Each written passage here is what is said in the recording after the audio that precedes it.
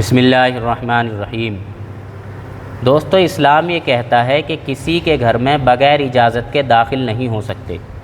اگر مجھے کسی کے گھر میں داخل ہونا ہے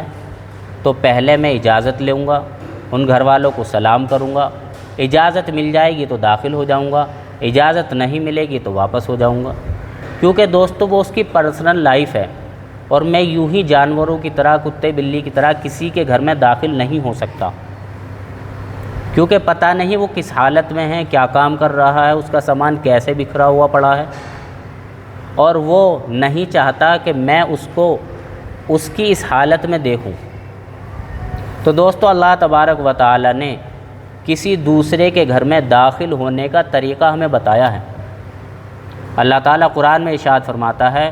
یا ایھا الذین آمنوا لا تدخلوا بیوتا غیر بیوتکم حتی تستأنسوا وتسلموا علی اہلہا ذالکم خیر لکم لعلکم تذکرون فإن لم تجدوا فیہا احدا فلا تدخلوها حتی یؤذن لکم وإن قیل لکم ارجعوا فارجعوا هو ازکی لکم واللہ خبیر بما تعملون۔ اللہ تعالیٰ قرآن میں ارشاد فرماتا ہے، جس کا ترجمہ یہ ہے کہ اے ایمان والو، کسی دوسرے کے گھر میں داخل مت ہو جب تک کہ تم ان سے اجازت نہ لے لو اور انہیں سلام نہ کر لو۔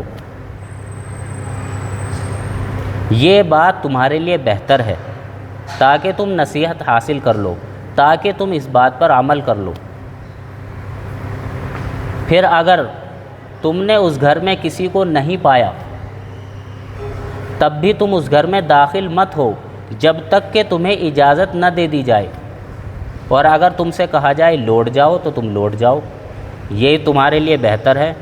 اور جو تم کرتے ہو اللہ اسے جانتا ہے۔ یعنی دوستو، میں جب کسی کے گھر میں داخل ہوں گا تو میں پہلے سلام کروں، پھر اس کے بعد اجازت حاصل کروں۔ اجازت حاصل کرنا، اجازت لینا یہ واجب ہے، اور سلام کرنا سنت ہے۔ اور دوستو، یہ بات سمجھیں کہ اگر کسی کے گھر میں کوئی نہیں ہے پھر بھی اس گھر میں داخل ہونے کی اجازت نہیں ہے۔ ہاں، اگر اجازت دے دی جائے تو پھر اس گھر میں داخل ہو سکتے ہیں۔ اور اگر دوستوں میں کسی سے ملنے گیا اور ان گھر والوں نے کہہ دیا کہ وہ یہاں پر نہیں ہے تو پھر میں واپس ہو جاؤں، اور اگر گھر والے یہ کہیں کہ وہ گھر میں ہے لیکن اس وقت ملاقات نہیں کرنا چاہتا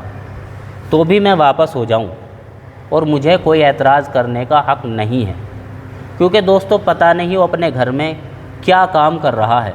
مثال کے طور پر کوئی آدمی سب سے اوپر چڑھا ہوا ہے، ٹنکی صاف کر رہا ہے، اب وہ نیچے اترے گا اور وہ اس موقع پر مجھ سے ملاقات نہیں کرنا چاہ رہا،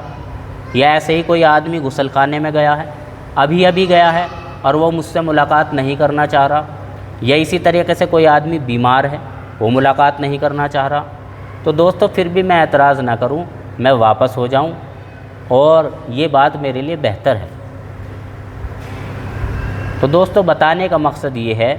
کہ دوسرے کے گھر میں بغیر اجازت کے، بغیر سلام کیے ہم داخل نہیں ہو سکتے۔ اللہ تعالیٰ صحیح سمجھ کی توفیق نصیب فرمائے۔ وآخر دعوانا الحمدللہ رب العالمین۔